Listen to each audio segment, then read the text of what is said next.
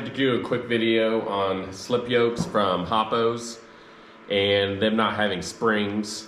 I kept having an issue with mine slipping out from the front yoke going to the output shaft on my 4L60E transmission.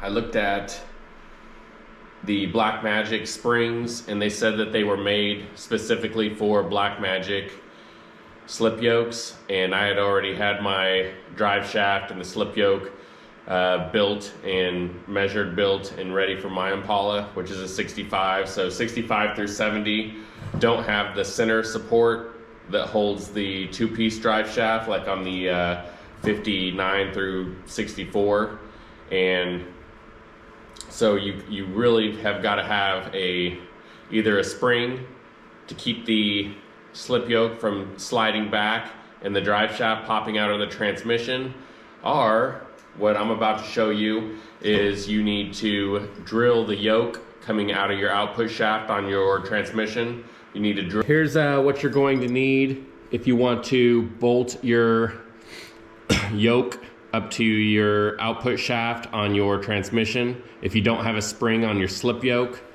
you're going to want to bolt it up so it doesn't slide out and make a big mess and tear up the bottom of your car and your drive shaft.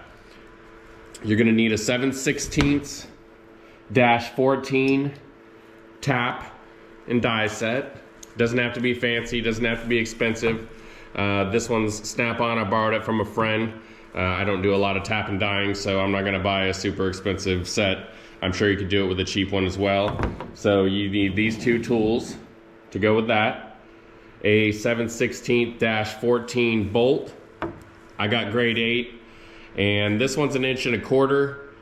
The one I put inside of the car is only 1 inch long, but I drilled and tapped it to be 1.25 inches because the tip of the tap and die has about a little less than 1/4 of an inch that's rounded and not quite as wide, so you'd have to drill it out quite a bit further than 1.25 inches, which I'll explain once I go to show you what we're doing.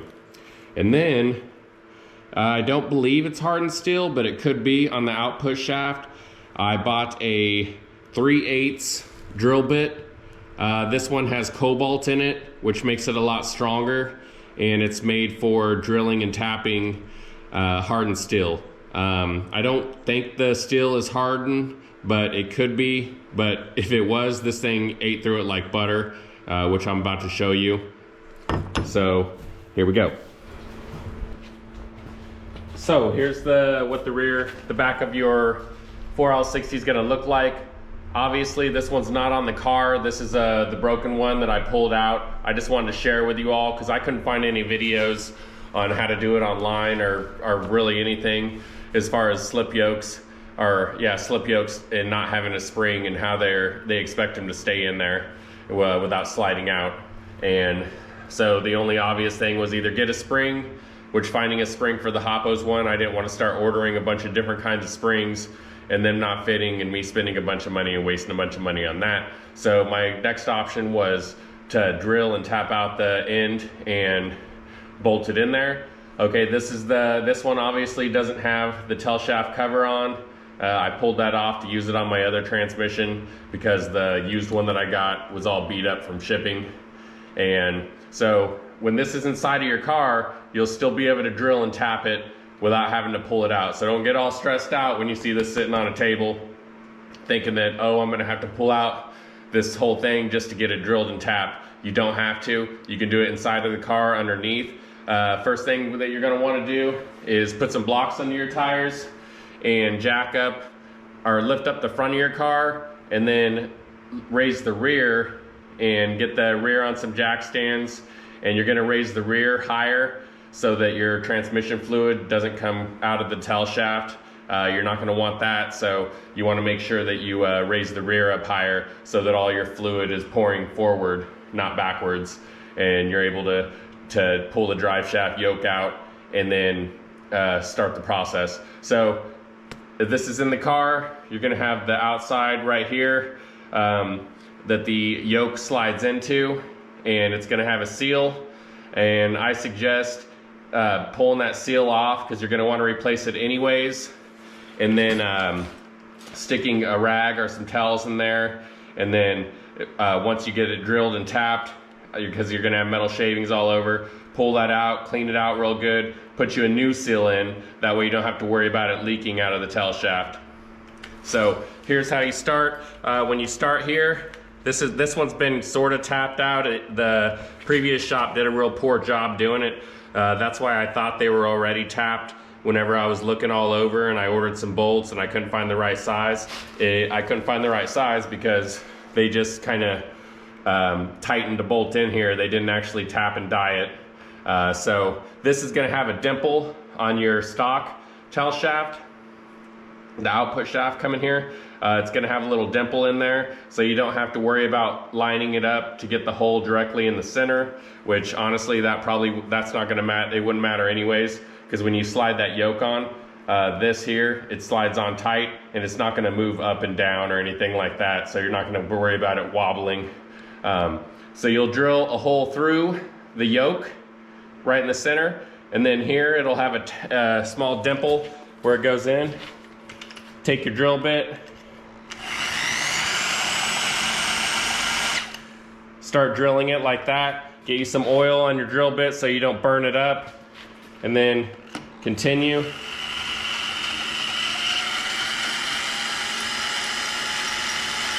And I'm not gonna bore you with a whole bunch of that, so I'm gonna go ahead and drill this out and then cut back to the tap and die part.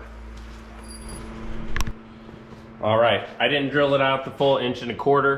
Remember, slow and steady is gonna win the race, so don't burn up your drill bits trying to go in there and powerhouse it and get it all the way 1.25 inches in there deep in like 5 minutes. It's gonna take a while. Get you a little oil in here before you start tapping, or before you start before you start tapping it. Here's your tools. This here, remember this one's 7/16-14. That's what size bolt we're gonna use. Here's the tool you're gonna use. Make sure, oh, guess I could have done that off the screen there. So you can use there's a few tap and die sets you can use. I got this one. You can start off right here, depending on how much room you've got to turn it like that. Once you get in there pretty deep, you're gonna wanna bring it down to one side, pull it around, push it, then pull it around, because it's gonna get a little bit harder as you get deeper and deeper inside of the output shaft. So you just start off slow. If you've never tapped anything before, remember you're making these threads, so you start off slow, make sure it goes in straight, and then, see, it's already getting a little bit hard and I'm just barely even in there. Then you pull it around, over, pull it around, because you're gonna be up underneath the car and there's not gonna be that much room above you. There's gonna be the floor pans. So you do that, and as it starts to get hard, that's because this thing's filling up with metal shavings. So then you'll slowly pull it out.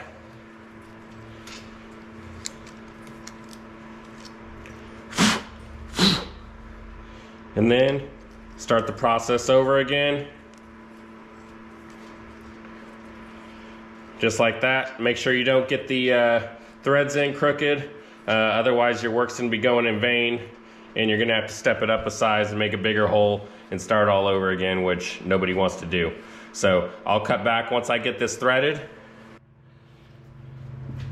We got her all threaded up, got it all cleaned out. What you would want to do next is make sure you get all the metal shavings cleaned out of there. Make sure you get a new seal, put the new seal on. Then you'll put your U-joint on there. And then get your bolt on there, get a washer, some red thread locker, get it in there nice and straight. Make sure it's threaded even so you don't strip out your work that you just completed. Get it tightened in there nice and tight. And then you shouldn't have to worry about your drive shaft slipping out anymore from that end. If you appreciate me making this kind of content, sharing these tips and tricks, go ahead and think about liking, subscribing, dropping a comment, sharing the video. Things like that help the algorithm, and it keeps me making more videos. Again, I appreciate all the new subscribers I got, and y'all have a great day. Thanks.